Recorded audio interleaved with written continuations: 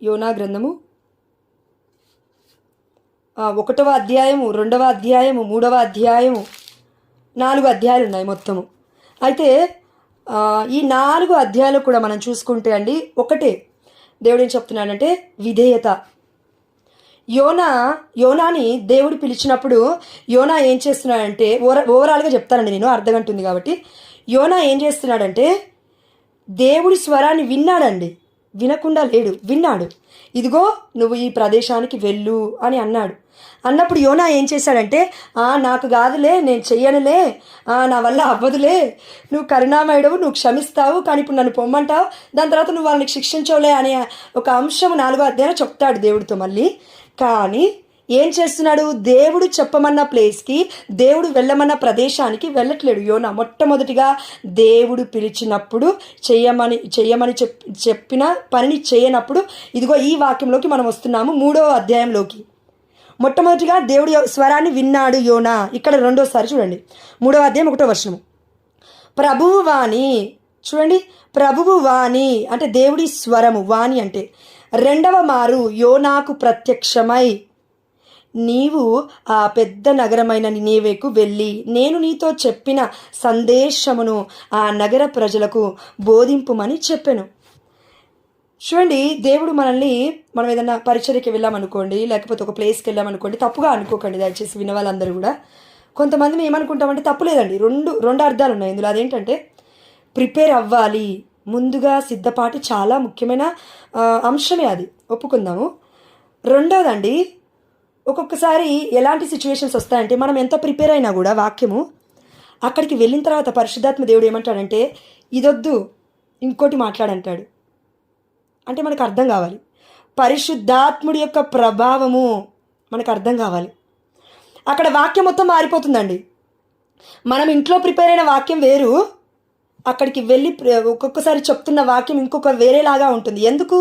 Prepare అవ్వలేదా? Prepare అయ్యింది నేను, లేకపోతే మీరు, మనం వ్యక్తులం ప్రిపేర్ అయ్యాము. కానీ పరిశుద్ధాత్మ దేవుడు ఆల్రెడీ నిన్ను నన్ను ప్రిపేర్ చేస్తున్నాడు. లోపల ఆత్మస్వరూపుడు ప్రిపేర్ చేస్తున్నాడు. ఎలా? అక్కడ ఉన్న ఆత్మలను బట్టి, అక్కడ ఏ ఆత్మతో ఎలా మాట్లాడాలి అంటే మనుషులతో అండి, అక్కడ ఉన్న వాళ్ళతో ఏ ఆత్మతో ఎలా మాట్లాడాలి అని దేవుడికి తెలుసు. కాబట్టి కొన్ని విషయాలండి మనం వెళ్ళి అక్కడ మాట్లాడుతుంటే మనకి అసలు మెస్మరైజింగ్గా ఉంటుంది. నేనేనా మాట్లాడేది, అసలు ఏంటిదంతా? కొంతమందికి అయితే గుర్తు కూడా ఉండదండి. అనకండి, గుర్తు లేకుండా వాక్యాన్ని ఎట్లా చెప్తున్నావు అనకండి. If you are saying that word, you are not depending on the Holy spirit.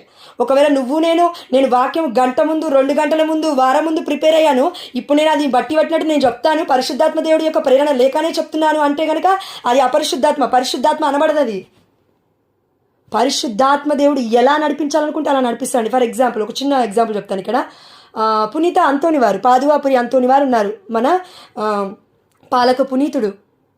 పునీత అంతోని వారంట బాసాన్ని తోముతున్నాడంట, గిన్నెలు తోముతున్నాడంట. ఒక పెద్ద ప్రోగ్రాంలో ఆ పక్కన కిచెన్ రూమ్లో ఉండి బాసాన్ని తోముతున్నాడంట. నేను విన్నానండి, ఒక ఫాదర్ దగ్గర నుంచి విన్నాను, అది చెప్తున్నాను. బాసాన్ని తోముతుంటే ఆ రోజు అక్కడ ప్రసంగించాల్సిన పెద్ద గురువు రాకపోయేసరికి అందరూ అడుగుతూ ఉన్నారంట, మీరు చెప్తారా వాక్యాన్ని, మీరు చెప్తారా వాక్యాన్ని, మీరు చెప్తారా వాక్యాన్ని అని. అప్పుడే ఎందుకో చేతులు ఇలా కడుక్కొని బయటకు వస్తున్న మన అంతోని వారిని, పునీత పాదువాపురి అంతోని వారిని అన్నారంట, మీరు వాక్యం చెప్తారంటే సప్పుడు చేయకుండా వెళ్ళారంట స్టేజ్ మీదకి. చెప్తాను, ఎక్కడుంది వాక్యము? హృదయములో ఉంది వాక్యము, బయట లేదండి. ఇప్పుడు ఫర్ ఎగ్జాంపుల్ నిన్నటి రోజున ఫాతిమారెడ్డి అనే వాక్యం చెప్పినప్పుడు నేను సగం వరకు ఉన్నానండి, టు బీ ఫ్రాంక్ చెప్తున్నా. సగం తర్వాత ఒక అక్క కొంచెం బాధలో ఉంటే ఫోన్ చేశారు. నేను తనని ఎంత ఫోన్ కట్ చేసి వాక్యం మళ్ళీ 8:40 తర్వాత అనుకుంటా మళ్ళీ ఈ వాక్యంలోకి వద్దామనుకున్నా, ఆమె ఏడుస్తూ మాట్లాడుతుంది. సో అందుకని నేను కట్ చేయలేకపోయాను, సారీ, ఏమనుకోకండి. కాబట్టి నేను ఫాతిమారెడ్డి అని నేను చెప్పిన వాక్యంలో నేను విన్నది నేను మళ్ళొకసారి గుర్తు చేస్తున్నాను. అదేంటంటే వాక్యము దొరకని రోజులు వస్తాయి, ఆహారము దొరకని రోజులు వస్తాయి, ఆధ్యాత్మికమైన ఆహారము. అప్పుడు బాధపడాలి మనం, అప్పుడు వ్యధని పొందాలి మనము.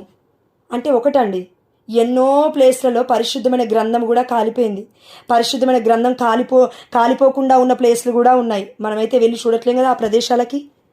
కానీ మన హృదయము అంటే మన ఆత్మ కాలిపోదు కదా. ఈ శరీరము నిర్జీవమైనది, కానీ ఆత్మ శక్తివంతమైనది. అందుకే మన ఆత్మలో ఉంటుంది వాక్యము, శరీరంలో లేదండి. ఇప్పుడు నా బాడీ ఉంది, ఇప్పుడు చెయ్యి ఉంది, చేతి మీద రాసుకోవట్లేదు నేను వాక్యాన్ని. లోపట ఉంది అది, అంటే హృదయ పలకల మీద దేవుడు రాస్తున్నాడు. ఇదిగో ధర్మశాస్త్రాన్ని నా హృదయంపై లిఖించు తండ్రి అని దావీదు మొరపెడుతూ ఉన్నాడు, ప్రార్థిస్తూ ఉన్నాడండి. ఏ అధ్యాయం మర్చిపోయాను నేను. కాబట్టి హృదయ పలకల మీద రాసుకోవడానికి దేవుడు ఈరోజు మనల్ని పిలుస్తూ ఉన్నాడు. ఎన్ని రోజులు బైబిల్, అవును మన కళ్ళ ముందు ఉందండి. మనలో కొంతమంది అయితే బైబిల్ దుమ్ము కూడా పట్టి ఉంటుంది. బైబిల్ అయితే చదవని వాళ్ళం కూడా ఉంటాము. ఇప్పుడు చదవకు, రేపు ఏడుస్తావు, ఎల్లుండి ఏడుస్తావు, ఆవులుండి ఏడుస్తావు, కొన్ని రోజులు వస్తాయి ఏడుస్తావు, నిజంగా ఏడుస్తావు. అయ్యో వాక్యం చదివి ఉంటే అయ్యా, నేను కనీసం గుర్తుపెట్టుకొని బట్టి తప్పులేదు, బట్టి చేసుకోవాలి, తప్పులేదండి. మీరు అనకండి అందరికీ పరిశుద్ధాత్మ దేవుడు అనుగ్రహం ఉంటుంది, బట్టి పట్టుకుని లేదు, బట్టి పట్టాలి, నో ప్రాబ్లం, తప్పులేదు. ఒకప్పుడు యూజ్ అవుతుంది మనకి. బట్టి బట్టి బట్టి బట్టి బట్టి బట్టి బట్టి బట్టి దేవుడు ఏదో ఒక విధంగా మనం యూజ్ చేసుకుంటాడు. ఇటు నాకు బట్టి చేత కాదు, ఇటు నాకు చదువు చేత కాదు, అటు పరిశుద్ధాత్మకి నేను లోబడను, ఇటు నా జీవితమే వ్యర్థము, ఇంకా మనం దేనికి లోబడాలి? ఇదిగో అండి, మన కళ్ళ ముందుకు వచ్చి నీకు ఏది చేత కాదు అనే వ్యక్తుల కంటే నీకు ఏదైతే చేత అవుతుంది బట్టి పడతావు, పట్టు. ఎలా చదువుతావు వాక్యాన్ని చదువు, కానీ దేవుడికి విధేయత కావాలి. స్వరము వినలేకపోతున్నాడు యోనా. రెండవసారి దేవుడు పిలుస్తున్నాడు. ప్రభువాని రెండవ మారు యోనాకు ప్రత్యక్షమైంది. మనకి కూడా రోజు ప్రత్యక్షమవుతుంది. ఇదిగా బిడ్డలు చెప్తూ ఉన్నారు. నిన్నటి రోజున ఫాతిమా రెడ్డి మొత్తం ఇదే వాక్యం చెప్పాడు. ఎంతోమంది జాయిన్ అవుతున్నారు, ఎంతోమంది వాక్యం చెప్తున్నారు. వినలేకపోతున్నాము, ఆలకించలేకపోతున్నాము, ఆలకించింది వినింది ఇదిగో ప్రవర్తించలేకపోతున్నాము. ఎవరి జీవితాలు ఫలదీకరముగా అంటే ఫలవంతంగా ఉంటాయి అంటే మన జీవితాన్ని బట్టి. ఫలం అంటే అండి ఇక్కడ ఎలా చెప్పాలి, అద్భుతాలని కాదండి. ఫలవంతమైన జీవితం అంటే అర్థము, బైబిల్ చదువుతుంటే నాకు అర్థమైంది చెప్తున్నాను. మన జీవిత విధానం ద్వారా 10 మంది లేచారా, మనము జీవిస్తున్న జీవిత విధానం ద్వారా 10 మంది కదిలారా, పరిశుద్ధాత్మ చేత నింపబడుతున్నారా, పరిశుద్ధాత్మ చేత ఇదిగో వాళ్ళు నడపబడుతున్నారా. ఇదండి ఫలదీకరణం అంటే, పుష్పించడం అంటే. స్ప్రింగ్ టైం కదా ఇది, పిలిగ్రిమ్స్ ఆఫ్ హోప్, నిరీక్షణ కాలము. కాబట్టి దయచేసి అండి మనం దేవుడి స్వరాన్ని వింటున్నాం రోజు. ఎక్కడో మనం అనొద్దు నాతో దేవుడు మాట్లాడట్లేడండి, మరి ఇదేంటి వాక్యం ఏంటి, మరి వింటున్నాము దేవుడు మాట్లాడుతున్నాడు మనతో. అయితే ఏం చెప్తున్నాడు చూడండి.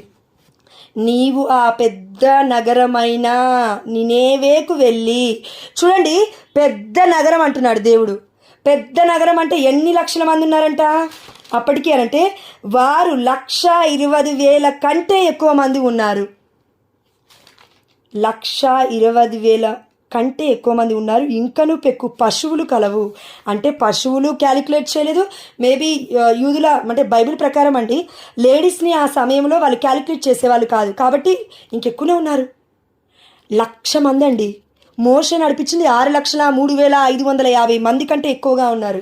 ఇప్పుడు నినేవే పట్టణానికి వెళ్తున్న యోనా కాదు, దేవుడు బ్రతికించాల్సింది ఎంతమందిని? యోనా ద్వారా. అంటే ఇదిగో 1,00,000 కన్నా ఎక్కువగా ఉన్నారు. ఏ 1,00,000 అయినా, ఏ 1,000 అయినా, 10,000 అయినా, ఎన్ని అడుగులైనా, ఎన్ని మెట్లైనా ఒక్క అడుగు ద్వారా స్టార్ట్ అవుతుంది. ఆ అడుగు దగ్గర మనం పడిపోవద్దు. జాగరూకులమై ఉండాలి, నిరీక్షణ యాత్రలమై ఉండాలి. తప్పకుండా మన నిరీక్షణకి బహుమానం తప్పక దేవుడిస్తాడు. ఇది మనుషులు ప్రామిస్ చేయలేదు, దేవుడు వాగ్దానం చేశాడు పరిశుద్ధమైన గ్రంథంలో. కాబట్టి ఆ నగర ప్రజలకు బోధింపు. ఎందుకండి ఇంత పెద్ద ప్రవక్త యోనా ఎందుకు భయపడుతున్నాడు?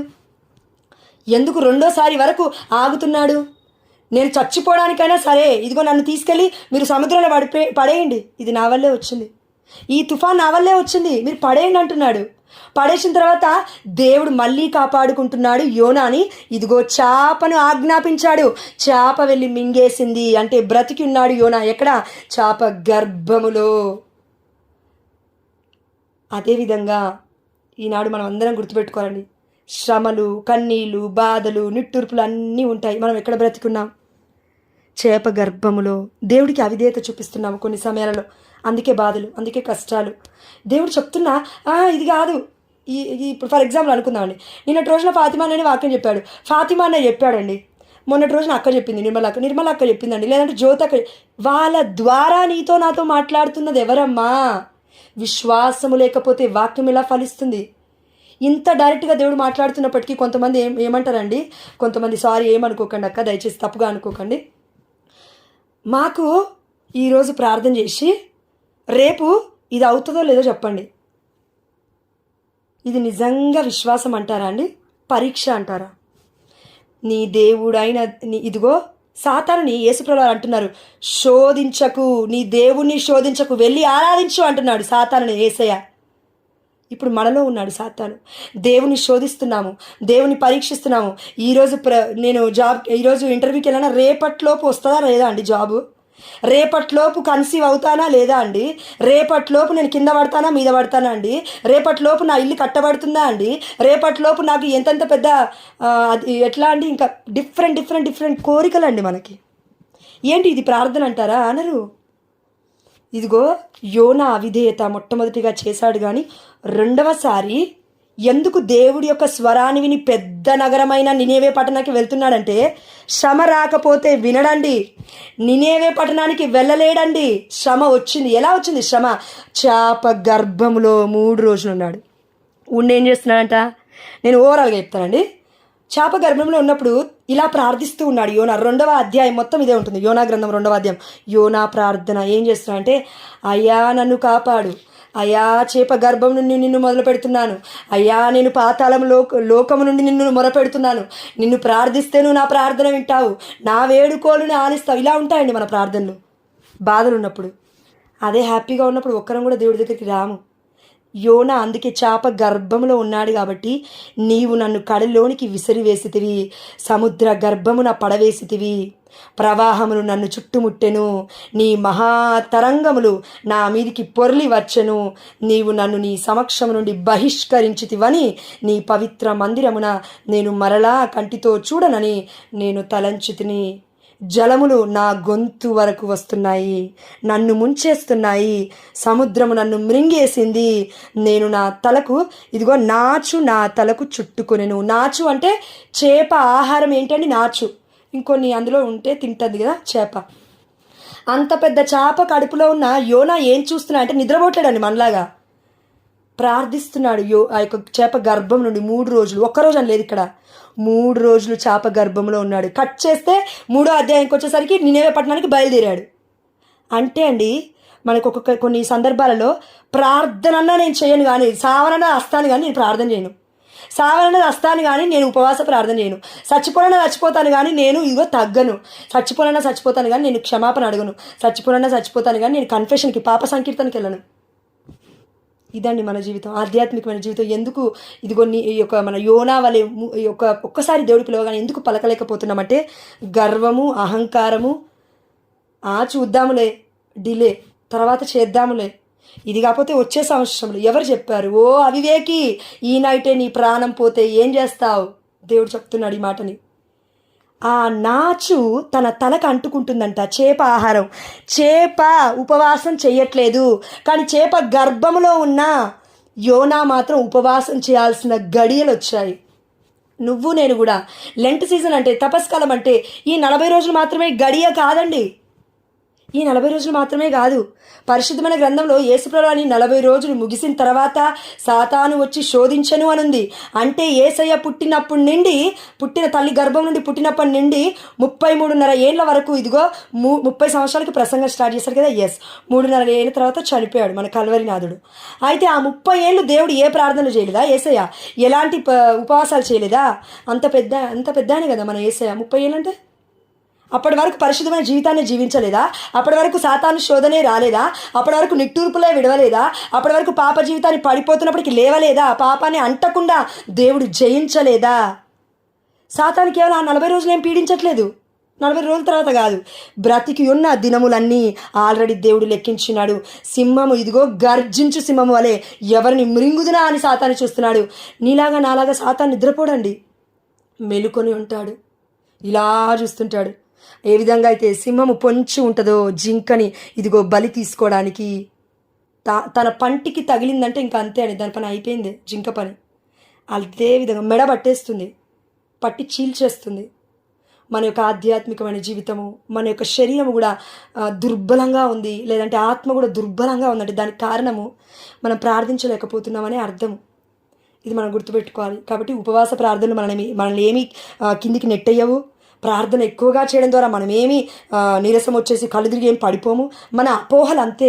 ఈరోజు నేను ఈ టయానికి నేను తినకపోతే నాకేమన్నా అవుతుందేమో, తినక ముందు పొద్దున నువ్వు నేను 3 గంటలకు స్టార్ట్ చేసినప్పుడే ఈరోజు నేను తినకూడదు కదా, ఎప్పుడన్నా ఏమన్నా అవుతుందేమో అనే ఆలోచన మనకి. ఈరోజు నేను ఇక్కడికి అక్కడికి నడవద్దు కదా, నా కాలికి ఏమన్నా అవుతుందేమో అనే ఆలోచన మనకి. ఎలా ఉంటుందంటే ముందుగానే ఫిక్స్ అయిపోతాం మైండ్లో మనం, ఈరోజు ఇది జరగబోతుందేమో. ఎవరు చెప్పారు నీకు నాకు?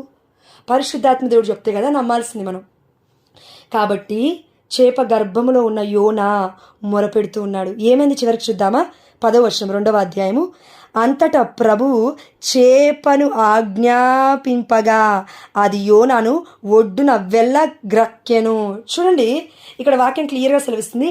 దేవుడు చేపను ఆజ్ఞాపించాడు, ఇది చెయ్యి చేప అన్నాడు. చేప ఏం చేసింది? చేసింది. యోనాని మాత్రం దేవుడు చేయమన్నప్పుడు చేయలేకపోయాడు.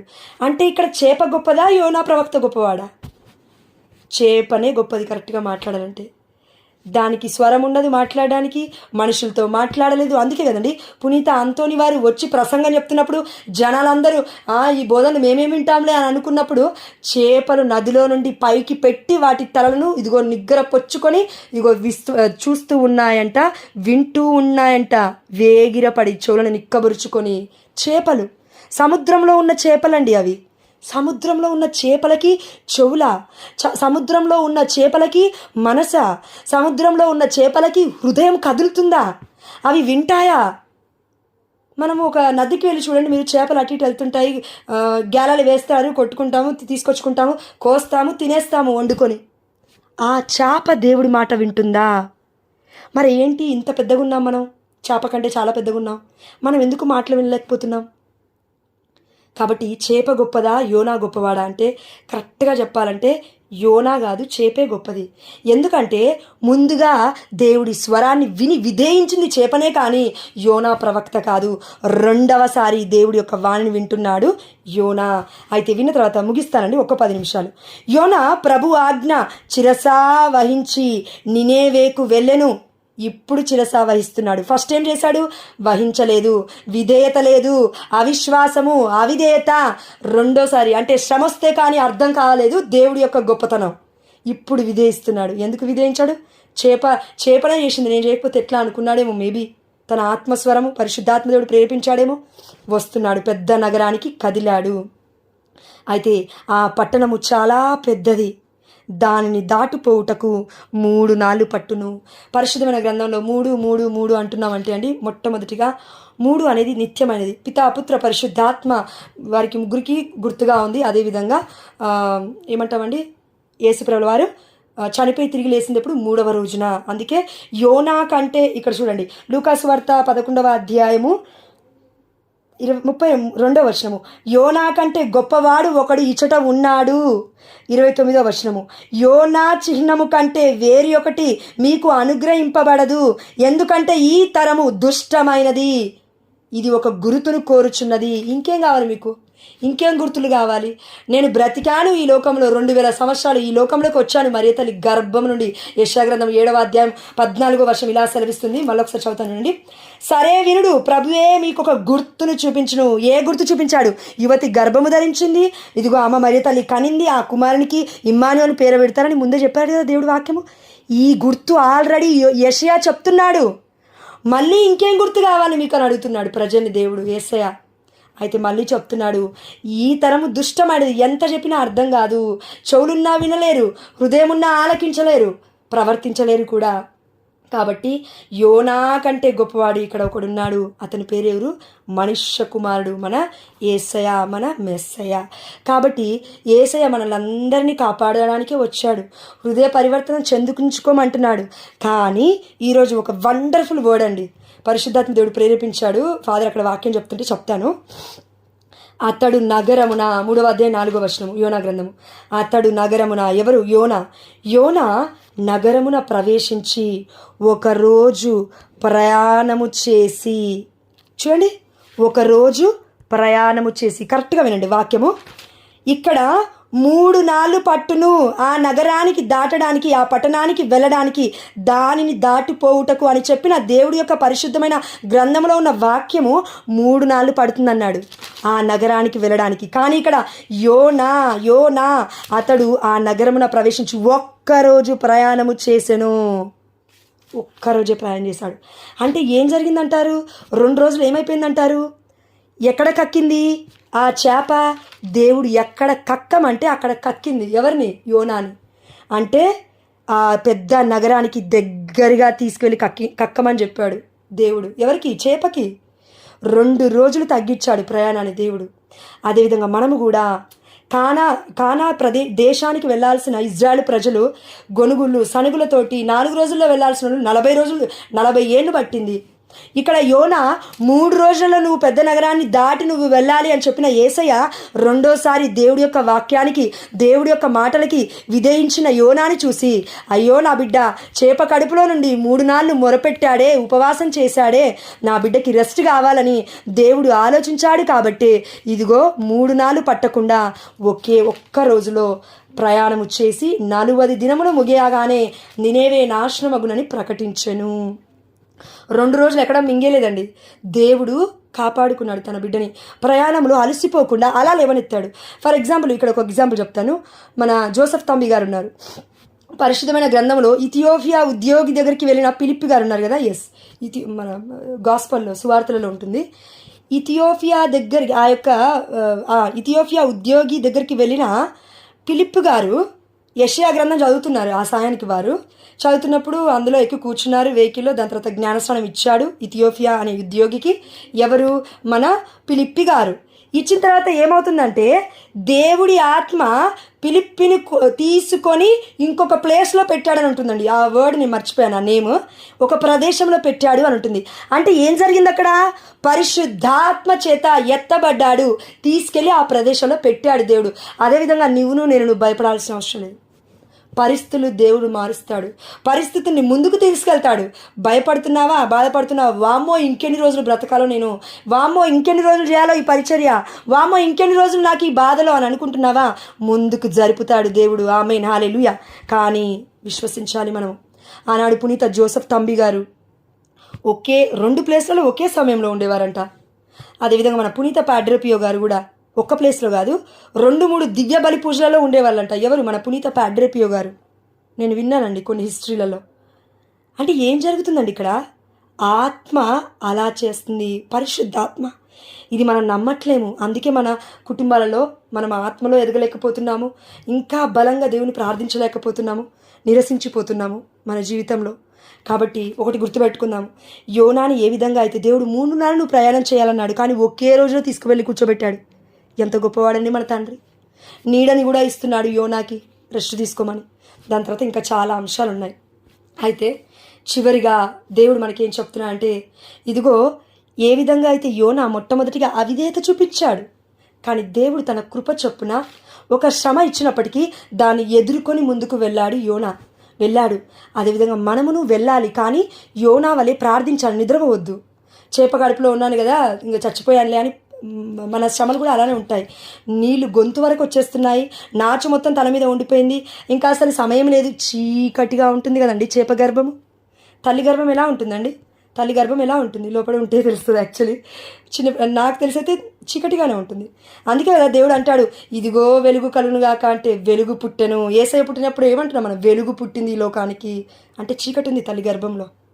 కానీ మరీ తల్లి గర్భంలో అది లేదు. ఎందుకు అంటే పాపమే లేదు. పాపం అంటేనే చీకటి, చీకటి అంటేనే రాత్రి, రాత్రి అంటేనే శాపము, శాపం అంటేనే పాపము, పాపం అంటేనే మరణము. అన్ని పాపం ద్వారానే వచ్చాయి కదా. కాబట్టి పవిత్రంగా మనం జీవించడానికి ప్రయాసపడితే దేవుడు తప్పకుండా మనకు సహాయం చేస్తాడు. అండ్ వండర్ఫుల్ వర్డ్ అని చెప్పాను కదా, అది ఇక్కడికి వచ్చాను చూడండి. 5వ వచనము, నినేవే పౌరులు దేవుని మాట వినిరి. ఇది మనకు కావాల్సింది. ఇక్కడ ఇదిగో ఒక్కరోజు ప్రయాణం చేసి వచ్చిన మన యోనా గారు అంటున్నారు, 40 దినములు ముగియగానే నినేవే నాశనమగునని ప్రకటించను. 1 2 3 4 5 5 వాక్యాలు లక్షల జనాభాని కదిలించింది. మీరు అనుకోవచ్చు మనం కూడా మారుతున్నాం కదండి. వాళ్ళు అన్యులండి అక్కడ ఉన్న వాళ్ళు. నినేవే పట్టణ పౌరులు ఎవరు? నాకు తెలిసి అశ్షురు, సిరియన్లా ఏమో, నాకు ఎగ్జాక్ట్గా గుర్తులేదు. అశ్షురులా? అశ్షురులు అనుకుంటాను. వాళ్ళు చూడడానికి చాలా పెద్దగా ఉంటారంట అండి, పర్సనాలిటీ. వాళ్ళని చూస్తేనే భయపడిపోవాలంట, అంత ఘోరంగా ఉంటారు ఆ జనాలు. వాళ్ళ అన్యులు, పేగన్స్. అంటే యావే ప్రభు ఎవరో తెలియదు వాళ్ళకి. అసలు యావే అంటే ఎవరో తెలీదు. సీనాయి కొండ మీదకి వచ్చింది, మాట్లాడింది, ఇవన్నీ వాళ్ళకి తెలీదు. ఇవన్నీ వాళ్ళు చూడలేదు. మోషేతో పాటు వాళ్ళు నడవలేదు. ఈ యొక్క ప్రజలు ఎవరు? నినేవే పట్టణ ప్రజలు. వీరందరూ అన్యులు. అయితే ఇప్పుడు వీళ్ళు ఏం చేస్తున్నారంటే, నినేవే పట్టణ ప్రజల దగ్గరికి వచ్చిన యోనా గారు 40 రోజులు బోధించలేదు. ఒక్క మాట చెప్పాడు, 5 వాక్యాలు. 40 దినములు ముగియగానే నినేవే నాశనమగునని.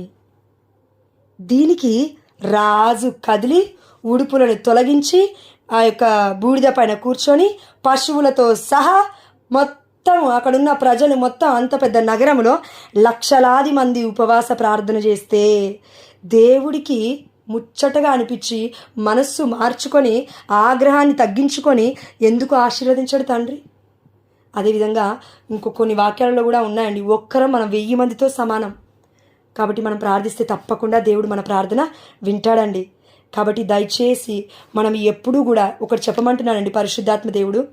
అదేంటంటే, మనలో కొంతమందిని పరిశుద్ధాత్మతో ఆల్రెడీ నింపబడ్డాము, మనలోనే ఉన్నాడు దేవుడు. కానీ మనం ఏమనుకుంటున్నాం తెలుసా? నా వల్ల అవుతుందా? ఇంక నా వల్ల ఏమైద్ది? మన వల్ల కాదండి, పరిశుద్ధాత్ముడి వల్ల అవుతుంది, ప్రభావం వల్ల అవుతుంది. పరిశుద్ధాత్మ ప్రభావము చే మరియ తల్లి గర్భము ధరించింది అని లూకాసు వార్త 1:8 మత్తయి వార్త 1:8 1:14 అనుకుంటాను ఉంది. పరిశుద్ధాత్మ ప్రభావము చే, పరిశుద్ధాత్మ ప్రేరణ చే. ఈ మాటలు వీటి మీద మనము ఆధారపడితే మన జీవితం కూడా ప్రభావితం అవుతుంది. కానీ మనము ప్రభావితం చెందించుకోవాలి అంటే ప్రార్థన చేయాలి, పరిశుద్ధంగా జీవించడానికి ప్రయాసపడాలి. అంతే సింపుల్. ఈ 40 రోజులు నేను ఉన్నానా? 41 రోజు నుండి నేను తాగుడు స్టార్ట్ చేస్తా. 41 రోజు నుంచి నేను ఇంకా 4 పూటలు కాదు, 5 పూటలు కాదు, 6 పూటలు తింటా. ఈ 40 రోజులు ఉన్న ఉపవాసం మొత్తం తిని కక్కుకుంటా. ఆ యొక్క చేప ఏ విధంగా అయితే కక్కిందో అన్నట్టుగా ఉండొద్దు. మనకు అన్నీ సెల్ఫ్ కంట్రోల్, ఇంద్రియ నిగ్రహం కావాలని అడగండి. ప్రతి ఒక్కరం కూడా ఇంద్రియ నిగ్రహం అని ఎందుకని అంటే అండి, ఇది చాలా కష్టమైనది. కానీ పునీతులు ఎంతోమంది పొందుకున్నారు దేవుడి దగ్గర నుంచి. ఇంద్రియ నిగ్రహం ఉన్న వ్యక్తి ఒక్కరి కాదండి, 1000 మంది కంటే ఎక్కువ సమానం. మీరు నమ్మండి. 1000 మంది దూషిస్తున్నా ఆ ఒక్కరి ద్వారా దేవుడు కదిలిస్తాడు, ప్రపంచాన్ని కదిలిస్తాడు. It's true. మదర్ తెరీసమ్మ గారిని దేవుడు పరిచయం చేయలేదా ప్రపంచానికి? ప్రేమను పంచలేదా మదర్ తెరీసమ్మ గారు? అదేవిధంగా మనము ఒక్కొక్క ఆయుధము, ఒక్కొక్కరం 1000 మందితో సమానము. నిన్ను నీవుగా సాధారణంగా చూసుకుంటున్నావేమో ప్రియమైన బిడ్డ. No, you are very powerful from the sight of God. దేవుడి యొక్క కను దృష్టి నుంచి నువ్వు నేను చాలా శక్తివంతమైన వాళ్ళము. ఎందుకంటే దేవుడి శక్తి మనలో ఉంది కాబట్టి. ఆ శక్తి లేకపోతే ఉత్తి వాళ్ళమే. ఇది మనం గుర్తుపెట్టుకొని ఆ యొక్క అన్యులైనా నినేవే పట్టణ ప్రజలైనా ఒక్క మాట యోనా చెప్తే 40 రోజులు ఉపవాసం ఉండి ప్రార్థించి ఇదిగో కాపాడబడ్డారు లక్షలాది మంది ప్రజలు. ఈరోజు నీకు నాకు యావే ప్రభువు తెలుసు, పరిశుద్ధమైన గ్రంథం తెలుసు. అన్నయ్య వాళ్ళు ఎంతోమంది జాయిన్ అయ్యి వాక్యాన్ని చెప్తున్నారు, వింటున్నాము తెలుసు.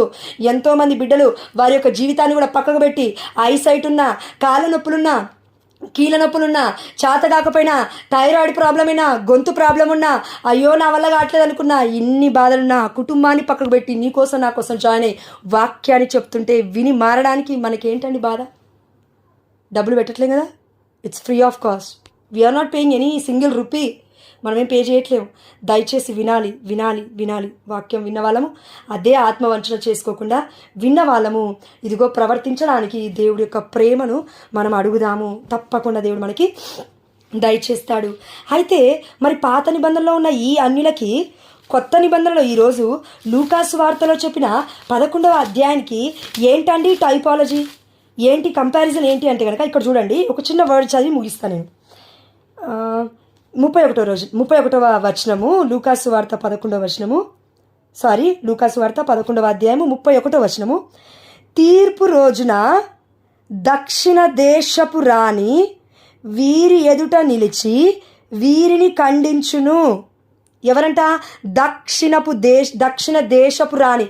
ఇక్కడ ఈ వర్డ్ ఎక్కడ ఉందో మనం సొలొమోను గారికి, నేను బుక్ మర్చిపోయానండి, అంటే ఏమంటారు పుస్తకం, ఏ పుస్తకంలోనో మర్చిపోయాను, నాకు తెలియదు కానివ్వండి.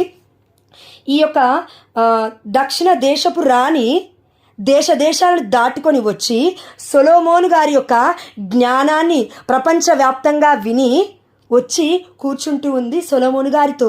అక్కడి నుంచి ఊరికే రాలేదండి, వజ్ర వైడూర్యాలతో, బంగారముతో, ఎన్నో వస్తువులతో తీసుకువచ్చి సొలొమోను రాజుకి అర్పించి మాట్లాడుతూ ఉంది.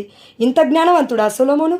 అయితే నేను చూస్తాను అని వెళ్ళింది ఆ దక్షిణపు దేశపు రాణి. అయితే ఈ దక్షిణపు దేశపు రాణి ఎవరు? యావే ప్రభు అంటే ఎవరో తెలియదు, దేవుడు అంటే ఎవరో తెలియదు. అప్పటికి ఇజ్రాయెల్ ప్రజలు అంటే ఏంటో తెలీదు, వాళ్ళు ఎన్ని సంవత్సరాలు నడిచారో తెలీదు, అసలు ఏదీ తెలీదు హిస్టరీ. కానీ ఒకటే వినింది, సొలొమోను జ్ఞానవంతుడు, ఇంత గొప్పవాడు ఎలా అయ్యాడు? ఈ జ్ఞానం ఎక్కడి నుంచి వచ్చింది? అందుకే మన యేసయ్య ఒక మాట అన్నాడండి కొత్త నిబంధనలో, మన గాస్పెల్ సువార్తలలో, నేను సొలొమోను జ్ఞానవంతుడు, కానీ సొలొమోను కంటే అధికుడు ఇక్కడ ఒకడు ఉన్నాడు అని. ఒకటి ఇక్కడ 32వ వచనంలో యోనా కంటే గొప్పవాడు ఇక్కడ ఒకడు ఇచ్చట ఉన్నాడు అని. అందుకే దేవుడు ఎందుకు కంపారిజన్ చేసి చెప్తున్నా అంటే, వాళ్ళందరూ ఈ లోకంలో వచ్చింది ప్రవక్తల్లాగా, కానీ నేను వచ్చింది మీకోసం, నా కోసం, మనందరి కోసం ప్రాణాన్ని ఇవ్వడానికి, కాపాడడానికి. వాళ్ళందరూ మిమ్మల్ని కాపాడలేరు. కనీసం ఒకరోజు వాక్యం చెప్పారనుకోండి, ఆ రోజు కాపాడబడతారు. రెండో రోజు కూడా వాళ్ళు వాక్యం చెప్తే మీరు వింటే కాపాడబడతారు. మీరు వినకుండా నాకు వాక్యం అవసరం లేదు, నేనే పెద్ద గొప్పదాని అనుకుంటే ఇంకా దేవుడు ఏం చేయలేడండి, దేవుడు ఏం చేయలేడు.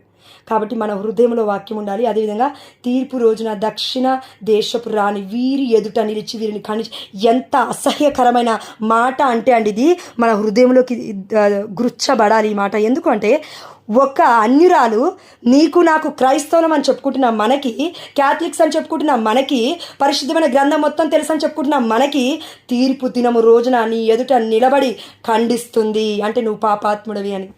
అంటే ఏంటి? దేవుడి బిడ్డలంటే దేవుడి బిడ్డలాగా బ్రతికేవాళ్ళు, ట్యాగ్ తగిలించుకునే వాళ్ళు కాదు, క్రైస్తవం అని చెప్పుకునే వాళ్ళు కాదు, క్రీస్తు వలె జీవించేవారు. ఈ దక్షిణపు దేశపు రాణి ఏ విధంగా అయితే సొలొమోను కలుసుకున్న తర్వాత అతని జ్ఞానము, దేవుడిచ్చిన జ్ఞానము ఈ దక్షిణపు దేశపు రాణిని మేబీ కదిలించిందేమో, నాకు తెలియదండి, నేను ఇంకెక్కువ చదవలేదు బైబిల్ కాబట్టి, కదిలించిందేమో, తను మారు మనసుకు పొందుకుందేమో, అందుకే దేవుళ్ళకి వచ్చేసిందేమో. అందుకే దేవుడు అంటున్నాడు తీర్పు రోజున. అంటే మరి పాత నిబంధనలు ఆమె చనిపోయి ఉండాలి కదా, అంటే పరలోక రాజ్యంకి వెళ్ళి ఉండాలి కదా. అందుకే దేవుడు చెప్తున్నాడు ఈమె ఎక్కడో లేదు, తీర్పు రోజున మనకు కనబడుతుంది దేవుడి ముందు, తప్పక మనల్ని ఖండిస్తూ ఉంది. అన్యురాల్ని మనం ఖండించడం ఏందండి? మన ముందుకు ఎవరైనా వచ్చి అన్యురాలు మన బాధలో ఉన్నాం అనుకోండి, జరిగిందండి ఇది నిజంగా జరిగింది. కొంతమంది జీవితాలు ఎట్లా ఉంటుందంటే, వాళ్ళు వచ్చి ఏమంటారంటే, ఎందుకు బాధపడుతున్నావు, మీ దేవుడు యేసయ్య గొప్పవాడని విన్నాము, ప్రార్థించి చూడు అన్నారా అండి? అంటారు, తప్పకుండా అంటారు. మేబీ మీరు వినకపోతే అయితే నేనైతే చాలాసార్లు విన్నాను, చాలామంది నోటి నుంచి విన్నాను, మీ దేవుడు గొప్పవాడంట కదా. మా ఇంటి ఎదురుగా లెఫ్ట్లో ఒక అమ్మ ఒక నాన్న, అంటే ఒక చిన్న ఆల్మోస్ట్ ఏజ్డ్ 68-70 మధ్యలో ఉంటారు, చాలా ముసలి వాళ్ళు. నేను ఇలా డోర్ దాటుకొని good evening uncle, good evening aunty ఇట్లా చెప్పుకుంటూ వెళ్ళిపోతుంటే వాళ్ళకి చదువులేదండి, అంకుల్ చదువుకున్నాడు, ఆంటీ చదువుకోలేదు, వాళ్ళకి పిల్లలు కూడా లేరు, హిందువులు వాళ్ళు, ఖచ్చితమైన హిందువులు. నేను వెళ్తుంటే ఎట్లా అంటే అండి, అదొక రెస్పెక్ట్. నేను ఎలా చెప్తున్నానంటే, నాకు కాదు వాళ్ళు రెస్పెక్ట్ ఇస్తున్నది, రోజు చేస్తున్న ప్రార్థనలు వాళ్ళకి వినబడుతున్నాయి. అది నాకు కొన్ని రోజుల ముందు అర్థమైంది. మొన్నటి రోజు నేను ఆల్రెడీ చెప్పాను, కింద ఒక అమ్మాయి ప్రాటెస్టెంట్ ఆంటీ ఉంది, ఆమె నేను వెళ్తుంటేనే పాస్టరమ్మ అని అంది నన్ను. నాకు బాధ అనిపించింది, పాస్టరమ్మ కాదు జోష్నా అన్నా నేను, కానీ ఆమె కొంచెం చోటు ప్రాబ్లం ఉంది, బట్ నేను గట్టి చెప్పలేకపోయాను. ఎంత భయము, ఎంత భక్తి! ఎవరిని చూస్తే? మనలో ఉన్న ఆత్మ స్వరూపుని చూస్తే, గాడిదని చూస్తే కాదండి, గాడిద మీద ఉన్న యేసు ప్రభువుని చూసి, ఆనాడు ఇదిగో ఇజ్రాయెల్ ప్రజలు, అంటే ఇగో మన కొత్త నిబంధనలో ఉన్న వాళ్ళందరూ, ఇదిగో రాజుకి హోసానా హోసానా హోసానా గీతాలని పాడింది గాడిదని చూసి కాదు. గాడిద కింద ఇదిగో పరవట్లేరు వాళ్ళు, ఆ యొక్క మ్రాణులు మొత్తం, ఆ యొక్క ఏమంటారండి, ఆ యొక్క గ్రీనరీ మొత్తము మనల్ని చూసి కాదు గొప్పతనము, దేవుడు మనలో ఉన్నాడు కాబట్టి. ప్రియమైన బిడ్డ, గాడిద దేవుని మోసింది, అదేవిధంగా దేవుడు దీవించాడు. అదేవిధంగా పాత నిబంధనలో మన ఉన్నారు కదండి, బలాము ప్రవక్తల గురించి మనం విని ఉన్నాం. అక్కడ గాడిద స్వరము దేవుడి స్వరాన్ని విని దేవదూతను చూసి ఆగిపోయింది, కింద పడింది. కానీ ఆ ప్రవక్త ఏం చేస్తున్నాడు, దాన్ని మోదుతూ ఉన్నాడు, బాదుతూ ఉన్నాడు గాడిదని. యాక్చువల్లీ ఆ గాడిద ఆయన్ని కొట్టాలి, మనల్ని కొట్టాలి. నోరు లేని జంతువు, మూగ జంతువు కూడా అర్థమవుతుంది దేవుడు ఏం మాట్లాడుతున్నాడు. కానీ మనకు అర్థం కావట్లేదండి, దేవుడు బాధపడుతున్నాడు. కాబట్టి దేవుని అడుగుదాము.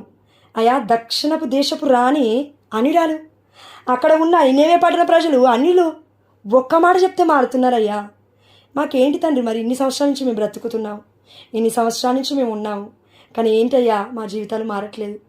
31వ వచనంలో చివరిగా అండి, ఇదిగో ఏలైనా ఆమె అంటే దక్షిణ దేశపు రాణి, ఆమె సొలొమోను విజ్ఞాన వాక్కులు వినుటకై దిగంతముల నుండి వచ్చెను. ఇదిగో ఆ సొలొమోను కంటే అధికుడు ఇచ్చట ఉన్నాడు. ఇక్కడ కూడా వాక్యం ఉంది, దీన్ని చూడలేదు యాక్చువల్లీ. చూడండి, దిగంతముల నుండి తను వచ్చిందంటే రాష్ట్రాలు దేశాలు దాటుకొని దేవుడి యొక్క బిడ్డ జ్ఞానవంతుడంట ఎవరో చూద్దాము అని నిండు చేతులతో బంగారం మొత్తం తీసుకొని వస్తుంది బుట్టలల్లో. మనం కన్నతరైన కథోలిక శ్రీసభకు వచ్చి బుట్టలలో ఫ్రూట్స్ లేకపోతే మన 10వ వంతు ఇవ్వాలంటే బుట్టలు కాదండి, మనకి చిన్న చిన్న ప్యాకెట్లు కూడా సరిపోవు. మళ్ళీ ఏమనంటే దాన ధర్మాలు చేస్తాం బయటికి పోయి 40 రోజులు. ఎవరికి కావాలండి మన దాన ధర్మాలు? దేవుడికి కావాలా? దేవుడు అంటున్నాడు, నీకు ఇచ్చిన ప్యారిష్, నీకు ఇచ్చిన కన్నతల్లి కథోలిక శ్రీసభ, నువ్వు ఎక్కడున్నావు అక్కడ చెయ్యమ్మా, దానం చెయ్యి. దానం కాదు యాక్చువల్గా చెప్పాలంటే, దేవుడిని మనం దొంగలించకూడదు. దేవుడికి ఇవ్వాల్సింది మనం ఇవ్వాలి 10%. ఇది మీరు విన్నప్పుడు బాధ అనిపించుండొచ్చు, ప్రాటెస్టెంట్ చెప్పినప్పుడు బాధ లేనప్పుడు కన్నతల్లి కథోలిక శ్రీసభే కాదు, పరిశుద్ధమైన గ్రంథంలో మలాకీ గ్రంథం 3వ అధ్యాయం 10వ వచనంలో 4వ అధ్యాయంలో ఉంది. మరి వాక్యమే కదా అది. నేను ధర్మశాస్త్రాన్ని కొట్టివేయడానికి రాలేదు, సంపూర్ణ మనర్చడానికి వచ్చాను అని దేవుడు అన్నప్పుడు తప్పకుండా 10వ వంతు కూడా ఇవ్వాల్సిందే, తప్పకుండా ఇవ్వాల్సిందే. నేను ఇవ్వడం మానేసేమనేమో, దేవుడు అందుకే దివ్యవానికి పే చేయమన్నాడు. ఆమె నాలుగు ఇది గొప్ప సాక్ష్యం. అయ్యా ఈ రోజుని బట్టి మీకే సమస్త ఘనత మహిమ ప్రభావములు చెల్లిస్తూ భూ దిగంతముల వరకు నీకు సాక్షులమై ఉండే కృపను దయచేవా నాయన.